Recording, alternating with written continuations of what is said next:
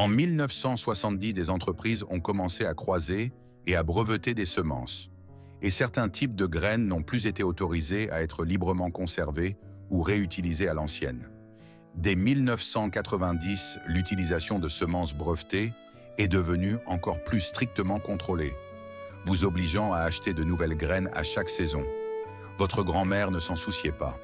Elle conservait toujours ses graines, les faisait sécher, les stockait et obtenait des haricots gratuitement au printemps. Ces techniques de jardinage peu orthodoxes contribuent en réalité à rendre le sol plus fertile, à améliorer les rendements et à réduire complètement la dépendance aux produits chimiques coûteux. Le numéro 8 est une méthode d'arrosage qui existe depuis plus de 4000 ans, utilisée par de nombreuses civilisations pour survivre aux saisons sèches. Le numéro 13 était si efficace qu'il a même été interdit à grande échelle. Nos grands-parents ont survécu grâce à ces astuces jusqu'à ce qu'elles soient discrètement rendues difficiles par une industrie qui préfère vous vendre des engrais organiques en sac plutôt que de vous apprendre à fabriquer les vôtres. Explorons 25 astuces de jardinage anciennes et géniales. Ce que vous allez apprendre n'est pas dépassé. C'est la véritable histoire de l'agriculture américaine et la clé pour retrouver votre autosuffisance directement dans votre propre jardin. Top 1. Éliminez les mauvaises herbes avec du vinaigre. Éradiquer les mauvaises herbes à la racine avec un simple ingrédient de vos placards de cuisine est un secret que les entreprises d'herbicides ne veulent probablement pas que vous sachiez. Cette technique utilise l'acide acétique pour déshydrater et brûler les tissus végétaux en quelques heures seulement lorsqu'il est pulvérisé directement sur les feuilles des mauvaises herbes. Les experts avertissent également que lorsque vous utilisez du vinaigre pour tuer les mauvaises herbes, vous risquez de tuer vos cultures aussi. Et à cause de cela, nous avons rejeté une méthode gratuite simplement parce que quelqu'un nous a dit d'acheter un produit de remplacement étiqueté à la place. La légalisation de cette science en 2002 par l'USDAARS a prouvé que de fortes concentrations d'acide acétique tuent efficacement les mauvaises herbes pour les fermes biologiques. Les scientifiques de Beltsville ont également confirmé que la forte concentration d'acide dans le vinaigre peut remplacer complètement les herbicides industriels. Lors de cette opération, vous devez garder à l'esprit de le mélanger selon un ratio d'une part de vinaigre pour 2 parts d'eau, et soyez particulièrement prudent de ne l'utiliser que sur les allées en béton pour éviter d'endommager votre sol. Le moment idéal pour l'appliquer est lors des journées chaudes et ensoleillées, lorsque la lumière du soleil aide le processus de déshydratation à se produire le plus rapidement. Et c'est ainsi que nos ancêtres gardaient leur chemin propre, sans affecter négativement les plantes ou la source d'eau environnante. Top 2. La conservation des graines. Ce n'est pas juste un simple passe-temps. C'est ainsi que le jardinage a fonctionné de manière durable pendant des siècles. Votre grand-mère avait l'habitude de laisser 1 ou 2 plants de haricots à rames monter en graines à la fin de l'été, de faire sécher les gousses sur le rebord de la fenêtre de la cuisine et de conserver les graines dans de vieilles enveloppes étiquetées au crayon. Au printemps suivant, elle obtenait des haricots gratuits provenant de plantes qui s'étaient exactement adaptées au sol et au climat locaux. Cependant, les entreprises semencières modernes ont changé les règles du jeu en vendant des semences hybrides F1. Ces types de graines ne se reproduiront pas fidèlement l'année suivante, vous obligeant à acheter de nouvelles graines chaque printemps. Ce n'est pas un accident, mais un modèle commercial soigneusement calculé. Aujourd'hui, la Heritage Seed Library se bat pour maintenir en vie les anciennes variétés à pollinisation libre, car ce sont celles dont vous pouvez conserver les graines vous-même. La plupart des jardiniers d'aujourd'hui ne connaissent pas la différence entre les anciennes graines et les F. Ce qui les amène à répéter sans cesse le cycle d'achat et de gaspillage.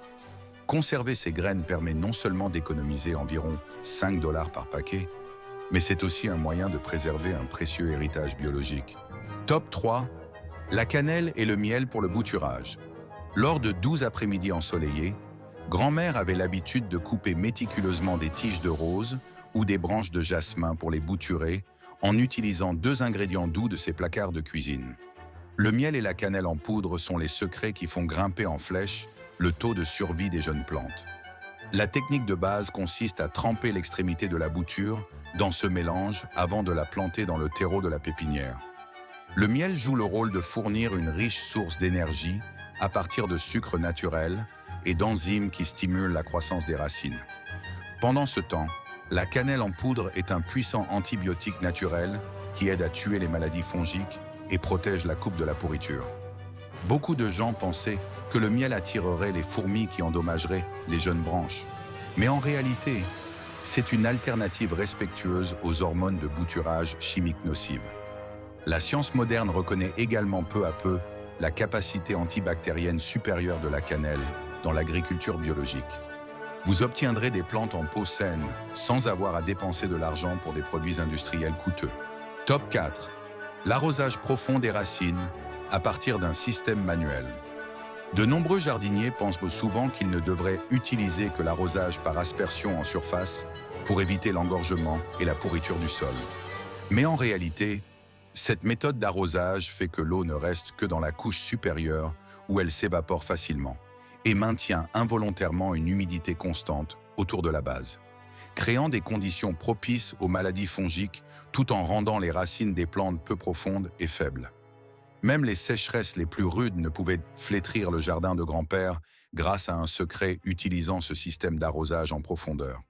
Il enterrait un pot en plastique ou une bouteille percée de trous juste à côté de la base de la plante.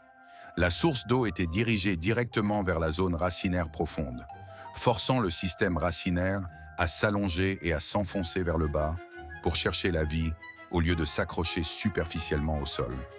Cette méthode permet d'économiser jusqu'à 70% de l'eau d'irrigation quotidienne et empêche les maladies fongiques de se développer sur le feuillage.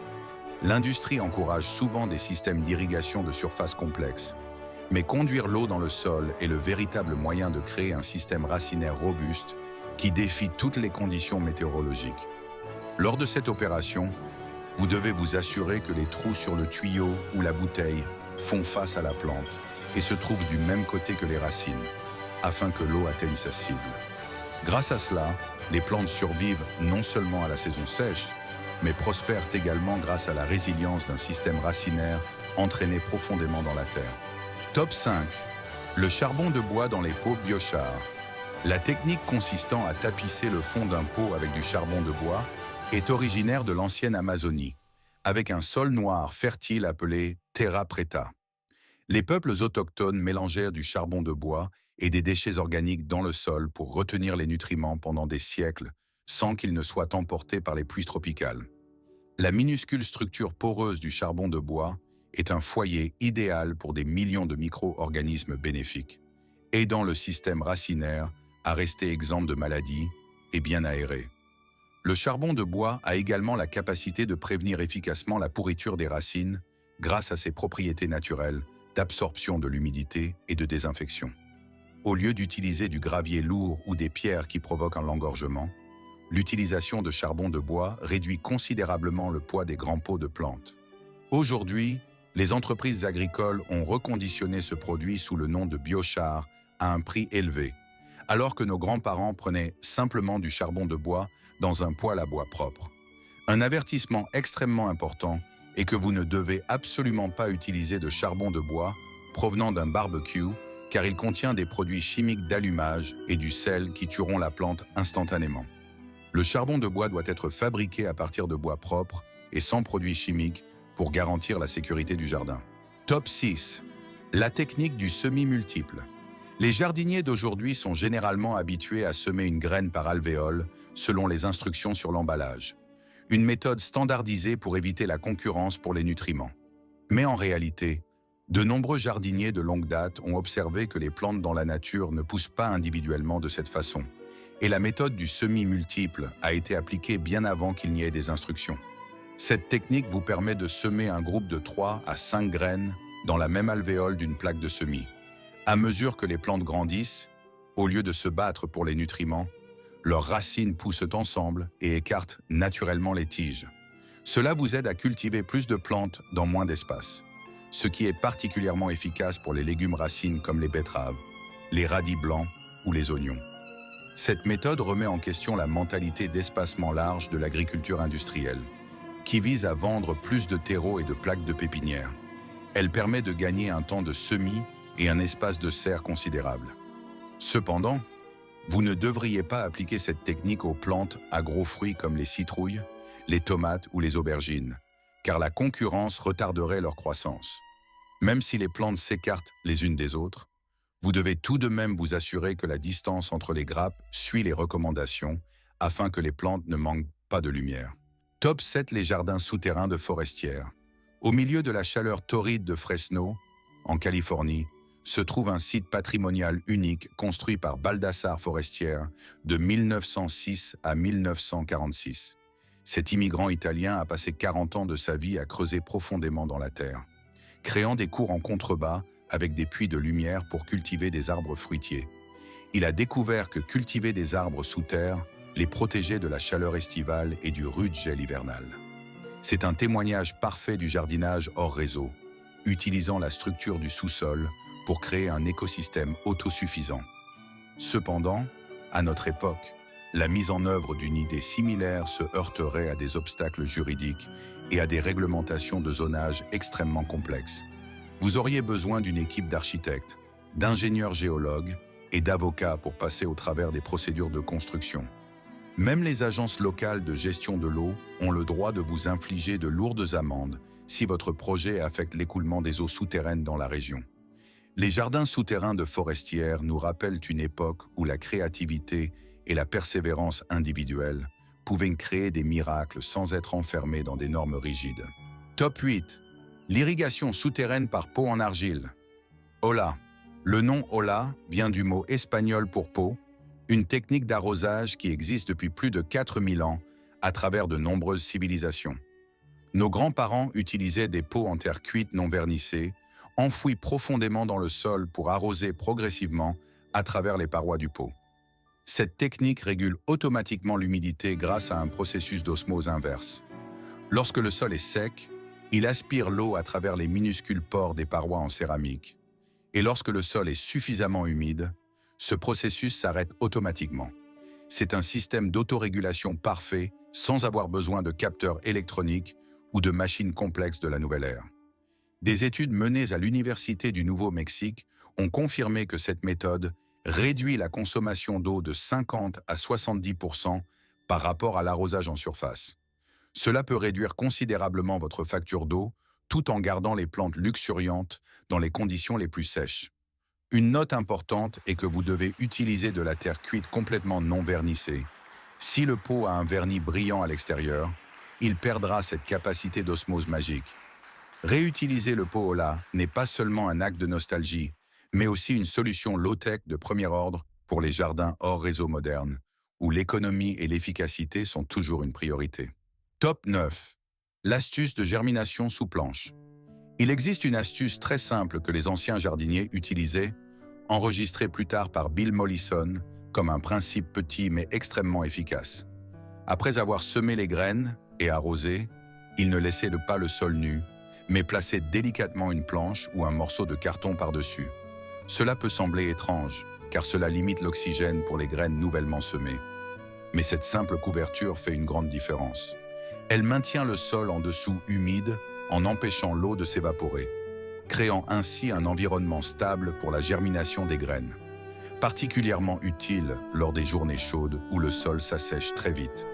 Grâce à cela, vous n'avez pas besoin d'arroser constamment plusieurs fois par jour. En même temps, la planche protège également les graines des oiseaux, des poules ou des insectes pendant leur stade le plus vulnérable. On disait autrefois que cette méthode était déconseillée car elle pouvait attirer beaucoup de limaces sous la planche, puisqu'ils utilisent également ce moyen pour piéger les limaces. Cependant, il vous suffit de garder à l'esprit de vérifier régulièrement et de retirer la planche dès que vous voyez la première pousse verte commencer à apparaître sous le sol. Cette technique aide les graines à traverser leur stade le plus difficile en toute sécurité, sans avoir besoin de systèmes de couverture à grande échelle ou coûteux, devenant une astuce de survie précieuse pendant les jours les plus secs. Top 10. L'aspirine pour l'immunité. Dans l'armoire à pharmacie familiale du passé, l'aspirine ne servait pas seulement aux maux de tête humains, mais était aussi un stimulant pour les plantes. Cette technique a nourri toute une génération, même si, selon les lois d'aujourd'hui, on l'appellerait une méthode non standard.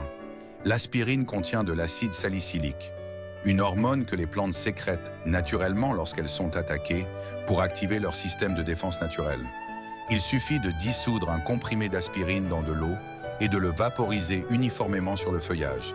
et vous aidez la plante à se bâtir une base avec une forte immunité de l'intérieur. Dans les années 1950 et 1960, certains types d'aspirine ont été signalés comme nocifs pour limiter leur utilisation populaire.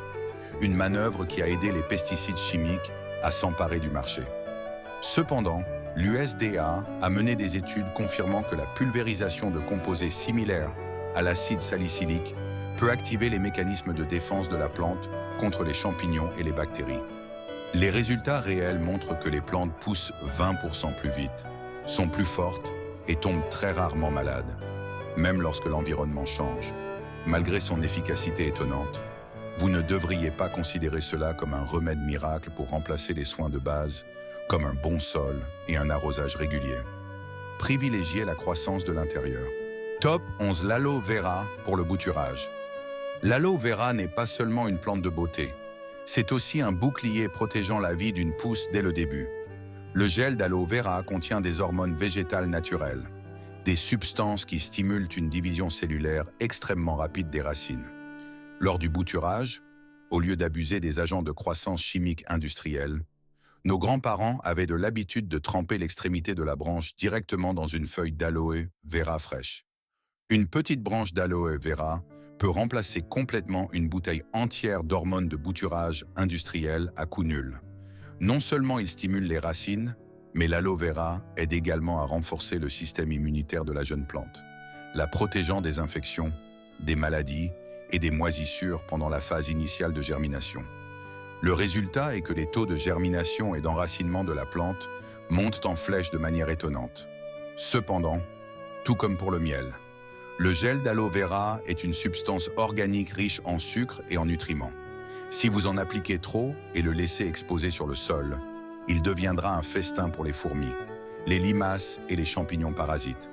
Par conséquent, vous devez garder à l'esprit de l'utiliser très soigneusement pour éviter d'avoir un effet inverse sur votre jardin. Top 12, jardiner avec la pluie. Ce qui appartient à la nature doit écouter la nature. C'était la philosophie de jardinage de nos grands-parents à l'époque où ils n'avaient pas de réseau électrique pour deviner les prévisions météorologiques ou de conseils scientifiques. On vous a peut-être conseillé de semer des graines lors de 12 journées ensoleillées ou lorsque l'humidité est élevée afin que les graines aient toutes les conditions pour germer. Contrairement à cette idée, nos grands-parents semaient souvent des graines les jours de pluie, même pendant de fortes tempêtes. L'eau de pluie naturelle avec un pH idéal et un peu d'azote provenant de la foudre est la source de nutriments la plus optimale pour le démarrage d'une jeune plante. Faire cela vous aide à économiser beaucoup de temps d'arrosage et ne vide pas les réserves d'eau de vos cuves. Cependant, vous devez également garder à l'esprit de suivre de près les prévisions météorologiques, car de très fortes pluies peuvent emporter les graines si le sol n'est pas assez stable. Cette méthode peut ne pas convenir à tous les climats, mais dans les régions avec une saison des pluies stable, c'est le moyen le plus efficace d'établir un nouveau jardin durable. Attendre patiemment le moment idéal venu du ciel est le secret qui a aidé les jardins des générations précédentes à toujours rester verts sans avoir besoin de systèmes d'irrigation automatique complexes. Top 13, recycler les nutriments de l'urine. Quelque chose qui était autrefois considéré comme un déchet et interdit par les normes d'hygiène modernes est en fait la source d'or liquide qui aide les rendements des cultures à doubler. Les agriculteurs d'autrefois comprenaient très bien la valeur de l'urine fraîche, car elle contient une quantité d'azote presque équivalente à de nombreux engrais commerciaux coûteux, ainsi que du phosphore et du potassium, sous une forme que les plantes peuvent absorber immédiatement. Dans le passé, cette technique a été abandonnée en raison de préoccupations concernant l'assainissement urbain. Mais la science moderne a prouvé que si elle est utilisée correctement, il s'agit d'une source de nutriments recyclés extrêmement sûre et efficace. Elle a transformé quelque chose d'apparemment jeté en une source gratuite d'engrais, aidant à réduire la dépendance aux entreprises chimiques. Pour l'appliquer en toute sécurité, vous devez diluer l'urine avec de l'eau à un ratio de 1:10 et arroser directement à la base de la plante, au lieu des feuilles. Le meilleur moment est tôt le matin ou en fin d'après-midi pour limiter l'évaporation de l'azote et minimiser les odeurs. C'est un cycle de nutriments parfait dans les systèmes hors réseau où chaque ressource est maximisée pour nourrir la vie. Top 14. Le club de cochons en temps de guerre. Pendant les dures années de guerre, la solidarité communautaire s'est manifestée à travers les clubs de cochons. Les voisins travaillaient ensemble pour élever un cochon directement dans leur jardin en utilisant les déchets de cuisine et les restes de légumes. En 1943, il y avait près de 7000 clubs de ce type enregistrés en Angleterre, créant l'un des systèmes de production alimentaire les plus efficaces jamais vus dans les zones suburbaines. Le cochon agissait comme une machine de recyclage biologique. Il mangeait des choses qui auraient été jetées et fournissait un engrais riche en nutriments pour les jardins communautaires. Cependant, aujourd'hui, faire cela est extrêmement difficile en raison des réglementations strictes en matière de santé environnementale et des permis d'élevage. Nous avons remplacé ce système circulaire par des poubelles et des décharges, brisant le lien entre l'élevage et la culture. Bien qu'il s'agisse d'une astuce qui pourrait vous attirer des ennuis juridiques aujourd'hui, le principe de transformer les déchets en protéines et en engrais reste une leçon inestimable d'autosuffisance. Top 15. Le sel d'Epsom pour les tomates. Dans les jardins de nos grands-parents pendant de nombreuses décennies, le sel d'Epsom a toujours été un sauveur discret pour les plants de tomates. Lorsqu'ils voyaient les feuilles des plantes jaunir entre les nervures, nos grands-parents prenaient immédiatement un sac de sel d'Epsom dans l'armoire à pharmacie de la salle de bain pour résoudre le problème. En termes de nature chimique, le sel d'Epsom est du sulfate de magnésium, qui aide à résoudre la carence en magnésium. Un problème extrêmement courant qui fait que les plantes fructifient mal et que les feuilles pâlissent. Les tomates sont très gourmandes. Elles puisent le magnésium du sol plus rapidement que la plupart des autres légumes. Une supplémentation en temps opportun est donc incroyablement importante. L'industrie du jardinage fait souvent la publicité d'aliments spécialisés pour tomates à des prix élevés, alors qu'un kilogramme de sel d'Epsom est beaucoup moins cher et apporte des résultats équivalents. Personne ne veut vous dire qu'un produit de bain peut traiter définitivement les symptômes médicaux d'un plant de tomates. La formule est très simple. Dissolvez une cuillère à soupe de sel d'Epsom dans environ un 2 gallons 4-5 litres d'eau et arrosez la plante une fois toutes les 2 semaines. Cette méthode ne vous coûte que quelques centimes, mais apporte des grappes de fruits charnus et un feuillage vert luxuriant, prouvant que les solutions les plus efficaces se trouvent parfois directement dans l'armoire à pharmacie familiale. Top 16. La poudre de curcuma pour la protection des racines. L'épice jaune vif familière dans la cuisine est l'un des antibiotiques naturels les plus puissants pour protéger le système racinaire des plantes. L'ingrédient actif, la curcumine, dans la poudre de curcuma possède des capacités antibactériennes et antifongiques extrêmement fortes, aidant à guérir par magie les blessures sur les tiges des plantes après la taille. Grand-mère enseignait qu'au lieu d'utiliser des produits chimiques toxiques, il fallait utiliser de la poudre de curcuma pour bloquer tous les risques de maladies fongiques provenant du sol. C'est une façon incroyablement respectueuse et douce de protéger les cultures, aidant à maintenir un écosystème de sol sain sans tuer les micro-organismes bénéfiques. Il vous suffit de saupoudrer un peu de poudre de curcuma autour de la base de la plante pour éloigner les fourmis, qui sont les protectrices des pucerons qui endommagent les plantes. De plus, mélanger de la poudre de curcuma directement dans le terreau tuera en toute sécurité les champignons qui causent la pourriture des racines à la source. Alors que les entreprises de pesticides veulent que vous soyez dépendant de bouteilles de médicaments chimiques, la poudre de curcuma offre une solution autosuffisante et durable. Utiliser du curcuma dans le jardin protège non seulement les plantes, mais garde également la nourriture que vous mangez propre et sans danger pour votre santé, poursuivant la tradition des ancêtres d'utiliser des herbes médicinales naturelles dans l'agriculture. Top 17. L'engrais liquide à base de consoude. La consoude était l'arme secrète qui aidait le jardin de grand-père à être toujours chargé de fruits. Cette plante a un système racinaire qui s'enfonce profondément dans la terre pour extraire des minéraux précieux que les autres plantes ne peuvent pas atteindre. Lorsque les feuilles de consoude sont trempées dans l'eau, elles se décomposent en un liquide noir épais avec une odeur distincte. Bien que l'odeur ne soit pas très agréable, c'est le meilleur engrais gratuit riche en potassium pour les tomates, les poivrons et les citrouilles. Le potassium aide les fruits à devenir plus gros, plus fermes et à avoir une saveur plus prononcée. Cette méthode n'apparaît presque jamais dans les conseils de jardinage modernes, car personne ne peut vous vendre une plante qui crée de l'engrais gratuit pour toujours. Cependant, la Royal Horticultural Society l'a reconnu comme l'un des engrais naturels les plus efficaces aujourd'hui. Son utilisation est très simple. Il vous suffit de diluer ce concentré noir avec de l'eau propre à un ratio de 1,20 pour arroser les plantes. Planter un buisson de consoude dans un coin du jardin est votre façon de construire une usine d'engrais organiques sur place, aidant le jardin à rester fertile sans dépenser un centime en produits industriels. Top 18. Le paillage avec de vieux journaux.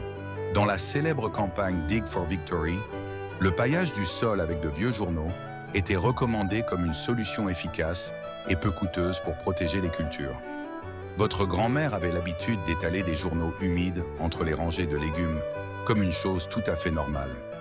Le papier journal a la capacité de bloquer complètement les mauvaises herbes en bloquant la lumière du soleil tout en retenant très bien l'humidité du sol pendant les périodes sèches. À la fin de la saison, cette couche de papier journal se décomposera naturellement et ajoutera de la matière organique précieuse au sol. Cependant, dans les années 1980, les jardineries ont commencé à vendre des toiles de paillage et du paillis en plastique. Des choses qui ne se décomposent jamais et restent pour toujours dans les décharges. On nous a convaincus de remplacer quelque chose de gratuit et de biologique par quelque chose de pire que nous devons également payer. Pour le faire correctement, étalez des journaux d'environ 4 à 5 feuilles d'épaisseur. Arrosez-les abondamment et recouvrez-les d'une fine couche de tonte de gazon pour que le journal ne s'envole pas au vent.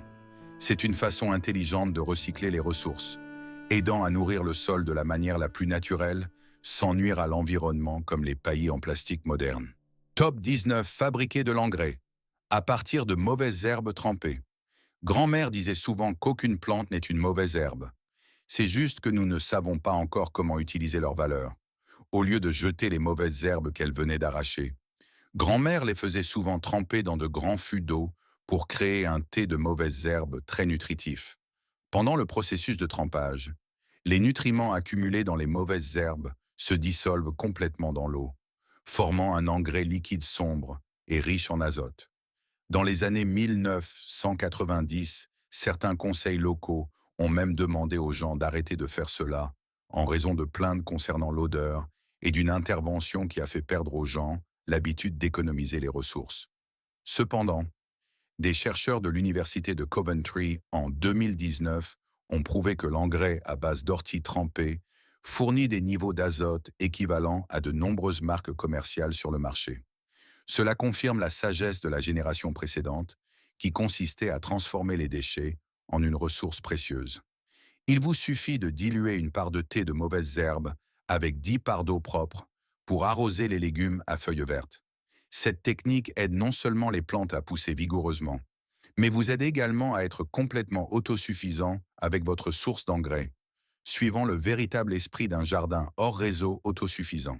Top 20. Les boîtes à œufs comme plaques de semis.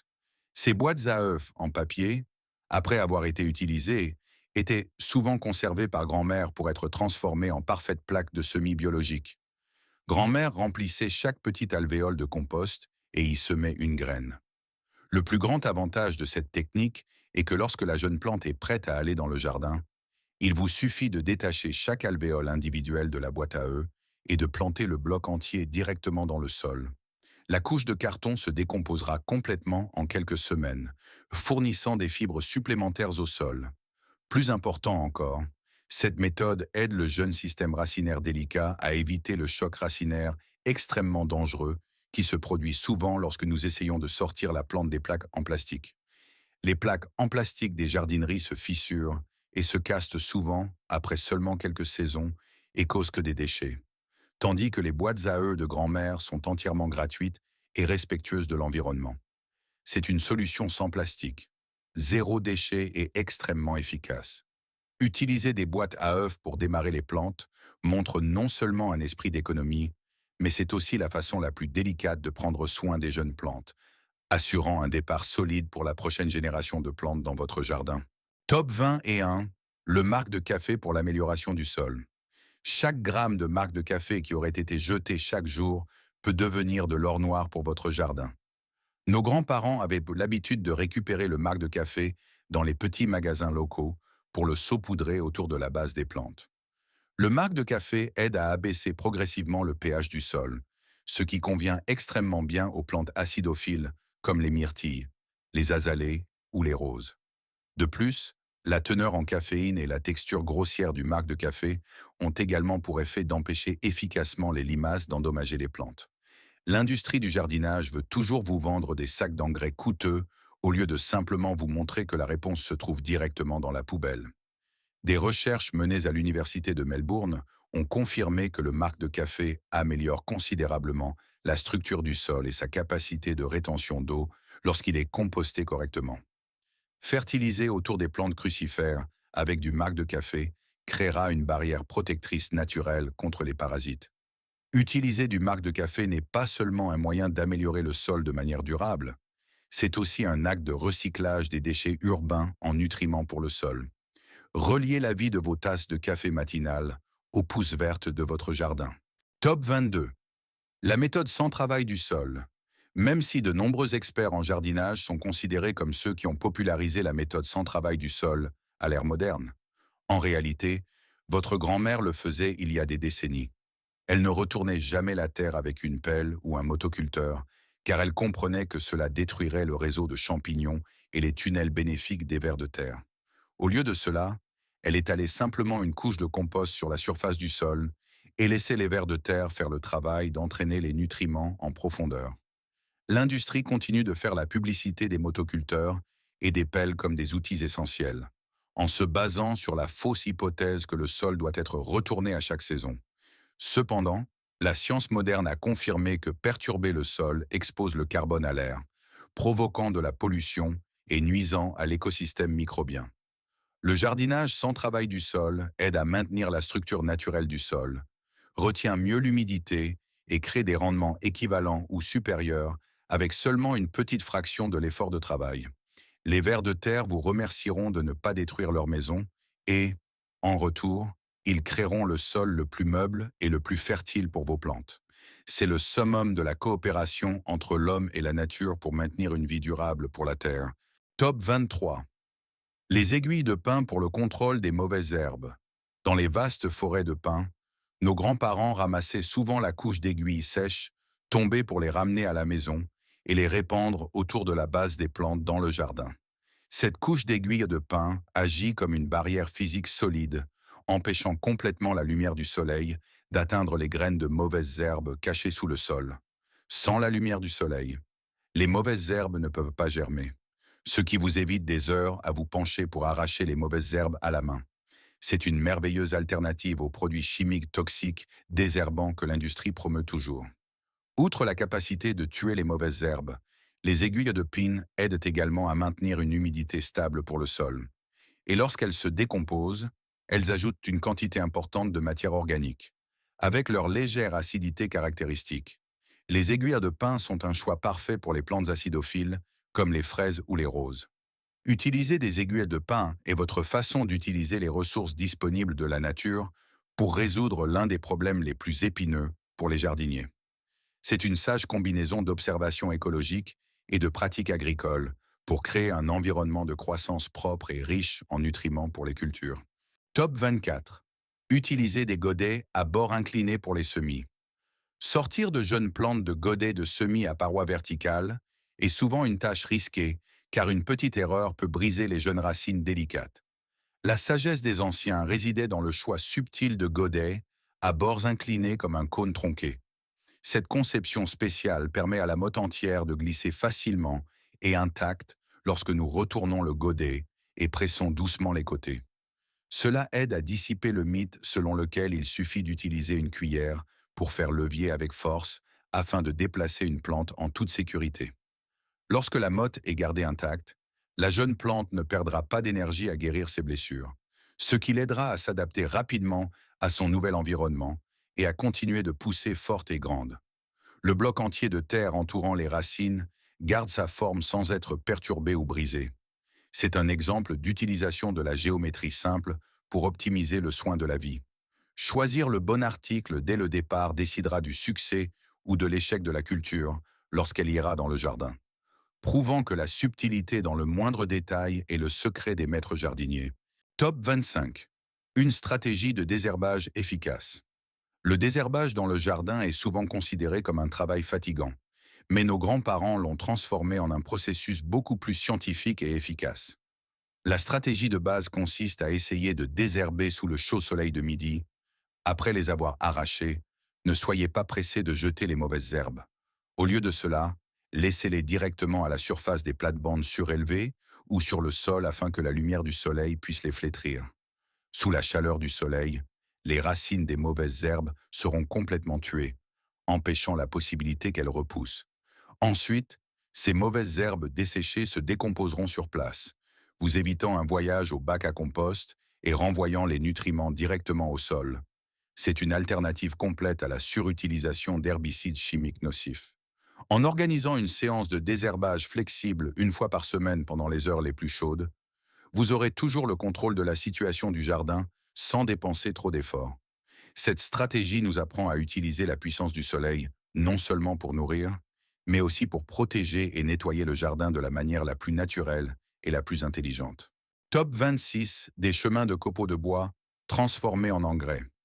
Utiliser des copeaux de bois pour faire des chemins dans le jardin ne garde pas seulement vos pieds propres, mais c'est aussi une stratégie de stockage de nutriments à long terme. Les grands-parents demandaient souvent des copeaux de bois aux élagueurs locaux, une ressource généralement considérée comme un déchet et donnée gratuitement. Après un an ou deux à tapisser le chemin, sous l'influence des intempéries et du piétinement, les copeaux de bois se décomposeront en un paillis incroyablement riche. À ce stade, il vous suffit de ramasser à la pelle cette couche de copeaux de bois décomposés et de l'utiliser pour pailler vos pots ou vos plates-bandes comme un engrais organique de haute qualité. Ensuite, vous ajoutez une nouvelle couche de copeaux de bois sur le chemin pour poursuivre le cycle. C'est un excellent exemple de jardinage multifonctionnel, où un matériau sert un objectif esthétique, agit comme un chemin et constitue également une source d'engrais de réserve. Cela vous fait économiser une grande quantité d'argent qui serait autrement dépensée en engrais préemballés. Transformer les chemins en une usine de paillis organique est la façon la plus intelligente de jardiner, garantissant que le jardin est toujours nourri à partir des ressources déjà disponibles autour de vous. Ces techniques ne concernent pas seulement le jardinage. Elles sont l'héritage de résilience et de compréhension profonde de la nature que la génération précédente a laissé derrière elle. Des jardins communautaires aux arrière-cours de nos ancêtres. Ces valeurs étaient autrefois le fondement de la vie américaine, aidant les gens à être autosuffisants et connectés à la terre. Si ces histoires ont changé votre façon de voir les mauvaises herbes dans votre jardin, n'hésitez pas à vous abonner et à aimer la chaîne. Nous exhumons l'histoire qu'ils ont essayé d'enterrer. Plantons l'avenir. Le prochain trésor sera bientôt ouvert.